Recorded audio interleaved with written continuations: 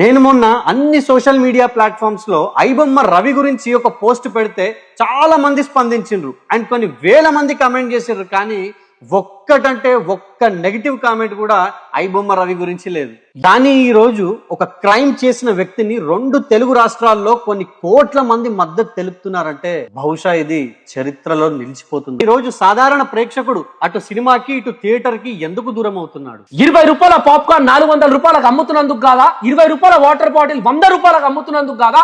అదే 20 రూపాయల cool drink 200 రూపాయలకు అమ్ముతున్నందుకు కాదా? సినిమా బడ్జెట్లు పెంచేసి హీరోల రెమ్యునరేషన్లు పెంచేసి ఆ భారం సామాన్యుల పైన వేయడం ఎంతవరకు కరెక్ట్? అభిమానుల వల్లే మేము ఈ స్థాయిలో ఉన్నామని చెప్పుకునే హీరోలు ఆ అభిమానాన్ని అడ్వాంటేజ్ గా తీసుకొని దోచుకోవడం ఎంతవరకు కరెక్ట్? ఇప్పుడు ఇట్లా మాట్లాడితే కొంతమంది ఏమంటారంటే సినిమాని ఓటీటీలోకి వచ్చినప్పుడు చూడండి, సినిమాని టీవీలోకి వచ్చినప్పుడు చూడండి అని చెప్పి చాలా వ్యంగ్యంగా మాట్లాడుతుంటారు. అయినా సినిమా అంటే మాకు వ్యసనం కాదబ్బా, అలవాటు పడ్డ సాంప్రదాయం.